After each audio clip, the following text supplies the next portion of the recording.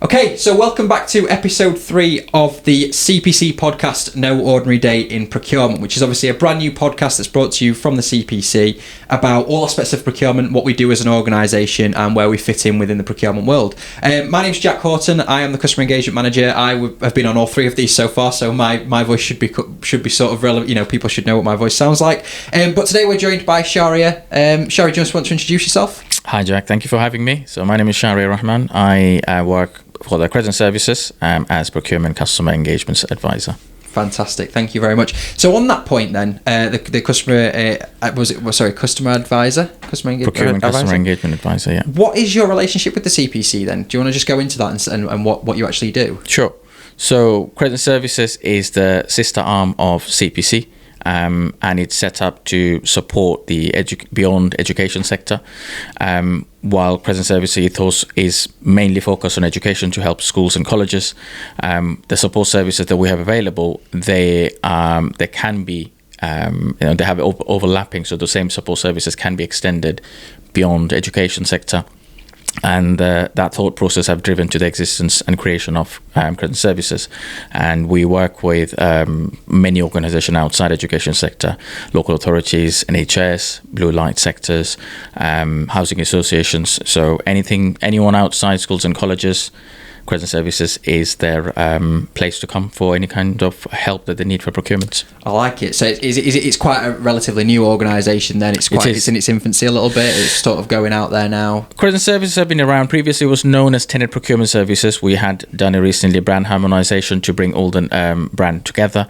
But in terms of the focus, it has been renewed. Mm-hmm. It hasn't been quite as looked after project for CPC, but when the thought process, like I said earlier on, came together, the understanding is that it can be extended beyond education. So we need to do what we can, as we do for education sector, for organisation outside education sector with our expertise that we have. I like that. It's that ethos is getting driven across to the wider public sector now, and they can also tap into everything that the CPC does, and the wealth and breadth of all the expertise we've got. We can pass that on. I really like that. So this is one of my favourite questions. We've had this a few times in the last few episodes, and everybody's had a different reasoning behind it, which is quite nice. What motivates you to come into work each day? So, one of the main underlying reason for work is to earn a living, and that's, I think, goes for everybody. But when that purpose gets added and more refined with an enhanced purpose, for example, a charitable cause, then I think that gives more meaning to that purpose. Mm-hmm. So for me, I think when I got to learn about the charity and the ethos, that has become a great point of motivation for me. To actually come to work and be part of the CPC family, because when I've joined and I've realised that everybody actually work together as a family, how supportive everyone is, and being part of that family and how each individuals of the organisation contributes towards that, it actually helps the charity to do what it wants to do and carry on doing the work that it's doing. And I think that is a great motivation factor for me, personally speaking. I like it. So where you've worked before, you've worked in private sector. What sort of elements of private sector have you worked in before so I worked in sort of supply chain, manufacturing, public limited company standards, but there weren't charities as such. And they weren't directly linked with public sector organisations. So, for example, my last job, it was for the London taxis. Okay, right, yeah. In their procurement after sales area that I used to look after. So it was, very different to the public sector that we are accustomed to. It's a completely different playing field for me in terms of working for a public sector organisation that works with those organisations, as well as a charity that does enormous amount of work in the dedication of its funding for schools and colleges. I like that. So the good thing is then at that rate then is if anybody from the wider public sector or the private sector come to yourself, you've been there and done that sort of thing. So you know what trials and tribulations they're going through. You've sort of similar experience. So you sort of people are speaking to someone who's a peer, if you like, and I really like that. That's interesting. So this is another good one, and I think this will really help with as we sort of grow Crescent Services. Obviously, it's still in its infancy. There's some elements even I aren't 100% aware of. What would you say is Crescent Services' unique selling point at the moment? I think one of the the key USP, I would say, is the relationships. I think, as well as what I just earlier touched on briefly about the charitable ethos. So, public sector organization goes out to look for a framework to procure a variety of their needs anyway, and there are plenty of framework providers out there. But one of the things that sets us apart is that our charitable status. 100% of Crescent Services surplus is donated to CPC's Giving Back. And those of us who, audience who doesn't know, the Giving Back is the scheme that CPC has. It opens a funding opportunity every year to its 10,000 plus members for a variety of needs. So Crescent Services income is fully donated to that Giving Back. So there is nothing that goes towards any other. It's 100% surplus goes towards the Giving Back. So those very organizations that go out to look for a framework, they can come to Crescent Services, utilize the framework, and that will be a great point for them to say, we're working with the charity, and that is probably, as well as the relationships that we have that I touched on. One of our mission, the mission is to provide excellent service to our members. So that being in our mind all the time, we engage with every single members and trying to our best to ensure that they get an excellent service from us. And the dedicated support services that we have is actually unfounded in other framework and PSBOs that are out there. I like it. And it also, I suppose, and we're going into the Procurement Act at the moment, and the emphasis on sustainability and social value, everybody's got to be seen to basically be doing some element of social value. It's really being driven home at the moment. Very much so. That means that anybody that utilises our frameworks at Crescent Services, or even if a supplier wants to be on there and wants to promote us as a viable route to market, that's a tick box done, isn't it? Certainly. The money that's an element or a fraction of the amount that's been awarded is getting put into the education sector as Giving Back for SEND, absenteeism, you name it. It's getting put into the education sector. It's a tick box exercise, isn't it? So it makes it a lot easier for people to get that done. To get that social value that's my thoughts. Yes. So why should people use a Crescent Services framework? I mean, I know you've sort of touched base there on the element of the charitable objective and so on, but what else is there? I mean, they've got access to you, I suppose, haven't they? Certainly, that clearly that you mentioned what I alluded to earlier on about the dedicated support services that we have. It's the more members that I've spoken to in the past, they've said that they have not found this kind of services from other PSBOs. They pick up the phone, and every time they pick up the phone, it's a different person answering. Whereas we have dedicated support. People know me by name, and I know them by name, and there is a personal liaison and connection that has been developing in the background. But the other thing that I would definitely add to that is also we know what we're doing in terms of the expertise that we have. And just to give one example, the recently multifunctional device framework that went live a few months ago, the person behind it, Kathleen, she's a wizard of MFD. She is. And if I'm not wrong, I think she's got about over 17 years of experience. She can name machines off the memory of how many pages per minute it prints. So having those kind of wealth of experience that we have, knowing what they have done and the framework that they have developed from those experiences, we can testify that this is a good, compliant and an excellent route to market to deliver value for money. I will second that with Kathleen. If you're ever in a pub quiz and a question comes up about MFDs and you've got her on your team, it'll be Kath. You're sorted. You've won.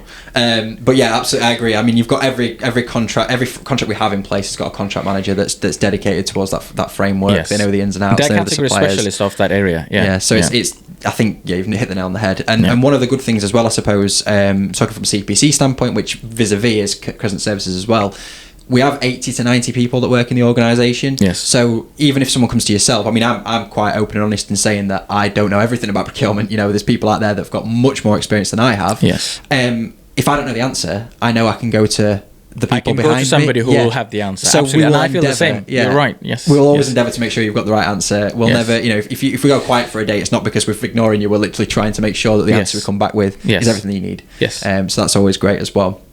So, as part of the podcast, we've been asking audience members to send in some questions. Okay. And if you'd like to do this in the future, you can email communications@thecpc.ac.uk. The first question we've had from a member who's written in is, does Crescent Services offer services to the private sector? Yes, we do, in simple. It's nice, So- sorted. Yeah, private sector organization, if they're looking for any route to market for their procurement, I know they don't have the requirement for compliancy, but they need a shortcut, quick way to find qualified suppliers to buy furniture, for example. They can come to us and we'll be able to help them. That's good. I mean, it helps us as well, I suppose, show the private sector the hoops that the public sector have to jump through, and if they want to experience that at any point, they can see, oh, crikey, it's hard work. It is not easy. Yeah. So this one's also really good. In the past, I think I can't quite remember what. I think Mark was when I spoke to Mark on episode 1. It was around sort of he used to work in construction and project management and so on. My sort of unusual things are procuring milk, going to do a site visit at a farm, and procuring ice cream van lettings. And Louise, in the last episode, for those that obviously tuned in, her question was around having to think about the wider element of procuring and wondering if you needed to buy a big machine, you had to maybe remove a wall. So what is the most unusual thing you've procured, Sharia, in the past or in your career, and what did you learn from that experience? I think one of the unusual things that I did in the motor manufacturing that I was in, and to be honest with you, I didn't know that this thing even exists or what it's called. It's called rivets. Okay, right. You've got me. So yeah, I'm hooked already. Go on. So rivets, it's like a metal. It's like a fastener, to put it simply. It will be categorized under fasteners, so nuts, bolts, washers, and all of those things that goes into the cars for all the parts to be fit together.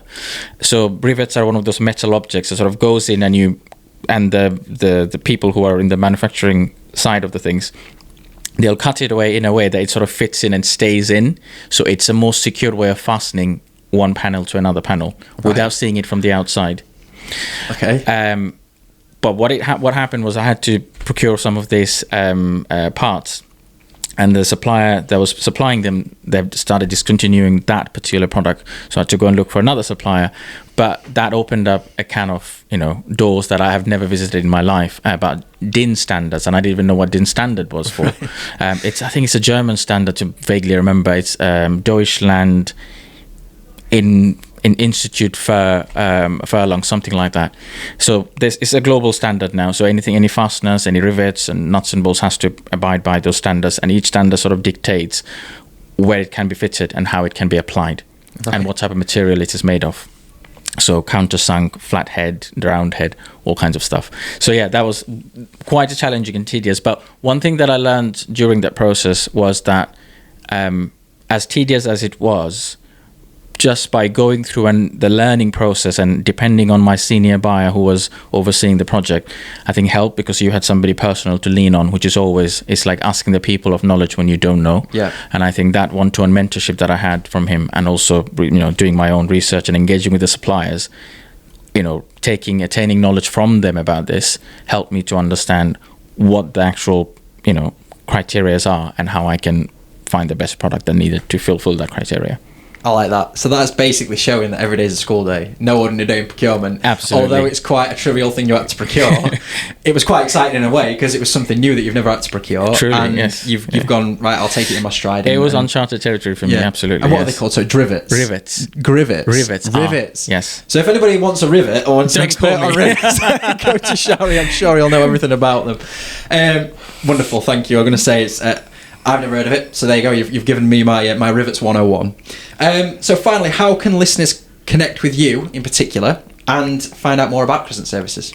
Well, to find out more about us, you can go to our website, crescentservices.org.uk, which is obviously there's a background work going on to just let audience know, that it will be merging with CPC's website, so they will have one website. It wouldn't be two websites anymore, but at the moment it's crescentservices.org.uk, and registration is free, membership is free. We just ask you to fill out some basic information to join, and then you get access to all the frameworks that we have. I then become your dedicated support services, and you can lean on me for anything you need. I come free of charge, absolutely. And we've also got a presence on LinkedIn. So do follow us to keep abreast with what our updates are sharing on a weekly or daily basis. New frameworks are going out, where we're going to exhibit any sorts of new blogs that we're writing about. LinkedIn and website, and my dedicated numbers will be there. It's exciting that it's getting put onto the CPC website, because that just further expands on all the elements that are available to people that want to use Crescent services. We have Crescent Learning, and the goal is to allow or make sure that the wider public sector and, well, Crescent Services members, should I say, because the sector is that big now, that you have access to templates and training, and all the learning that we have offered to our schools and colleges. So and that's all part of that giving back. That's in the pipeline. So yeah, more exciting futures ahead, and I'm super excited about it personally. Good. I'm the last few questions, these are just to get to learn more about yourself. If anybody wants to start any conversation starters when they give you a call and say, oh yeah, I remember when you said, what's your favourite holiday destination? From the places that I've been to, I think I would say Iceland. Iceland? Yes. What took you there? What did you end up doing while you were there? We went there searching for Northern Lights. Okay, yeah. And also to look for whales. Wasn't succeeded in either of them because of the weather. Did you see anything? No, I'm afraid not. But the weather was bad, so the Northern Light trip was cancelled, and we didn't get to see any whales either. It was quite a choppy ride, so to speak. But it's a beautiful place. I was about to say, there was still an element of it though that will make you go back. I was particularly astounded to see that the geyser that they had in this place, where the hot water is gushing out from the earth, and that's quite a sight. It's just a very bizarre thing to experience, but it was all quite a nice sight, a nice country to visit. Really beautiful place. Excellent. What's your favourite cuisine? Biryani. Any type, or just biryani in general? Meat, lamb. Yeah. So lamb would be favourite. Yeah. Nice one. What's your top procurement tip? Don't forget your engagement with the stakeholders. Yep. And I'll probably say that depending on the project, but involve suppliers early. Always helps, because like I said earlier on about the project that I was in, I didn't know about this, so that's when involving with the suppliers, you can then depend on their knowledge. And when it comes to building specifications, it goes both ways. What the stakeholder needs and what the suppliers can deliver both go hands in hand to actually ultimately fulfill the procurement criteria and objectives that you have. Incredible. I think there's a common theme there actually. When we've spoken to all the guests we've had so far, it's always been that stakeholder management, ensuring that they're involved as early as possible. They'll then feel, I think Louise touched base in the last episode, that they'll feel as though they've had a major part to play in that. Absolutely. So they'll actually be excited about it. It'll feel like it's been a joint project and everyone's going to be happy. My previous SIPS teacher, I think she said something like the procurements are the superheroes. They come and save the day. We're not the enemies of the stakeholders. We come to help the stakeholders to get what they need. But obviously, with the public sector, we need to be careful that it's compliant, we deliver value for money, and an element of social value is there. So I couldn't agree more. I know that when I worked previously in the healthcare and NHS sector, we were driven to make savings, and I had to speak with clinicians all the time. Have you tried this? Have you tried this? This might be good, and you were considered a villain. You were considered a stop. You were stopping them from getting what they wanted, and really, we're not. We're just trying to be there to help and save a bit of money if we can, because everyone wants that. And the last one is, what's your favourite cologne or aftershave? It changes with the season. And in the summertime, I think I've been using Terra di Hermes. Right. So yeah. And is that readily available? Can people get a hold of that? Of course. Yeah. If you want to smell like Sharia, that's what you need to get. So thank you very much for your time today. No, thank you for having me. The last question we have, which was actually sent in by Ash in Wales, is, in your opinion, what are some of the big topics members need to be aware of and suppliers need to look out for when it comes into procurement this year? Well, first of all, it will be social value. It would dominate the field. I think it's not going anywhere from any of the procurement people side that they have to continue to search. And transparency with the new Procurement Act being so, I think there's a heightened care and focus been given to that. And also about getting some of the basics right in terms of having your API key sorted. Without that, you cannot go and publish your notices. So I think the administrative side of procurement would be a bit challenging because it's a new act that will be, everybody is still sort of getting embedded with it. But yeah, I think in terms of demands on public sector and the local authorities and whatnot, it's on upward trajectory. So procurement professionals in those fields in public sector will always be challenged how they can make best use of public money and the taxpayers' funds that they use. So that challenge will always be there and it will continue to rise. So, but how we navigate through those challenges with the means that the new Procurement Act gives us in terms of the flexibility, how you design your procurement and how you work with the suppliers, and of course, any suppliers that have been in the BARD, in the department list, how you eliminate them from the process, saving you a lot of hassles and potential risk in the future.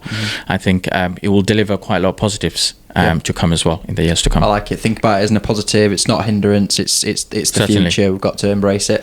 I like that. And What's your thoughts on that? What do you think will dominate? I think at the moment social value will definitely be the next big thing. Everybody wants to see where the money goes, as you can imagine.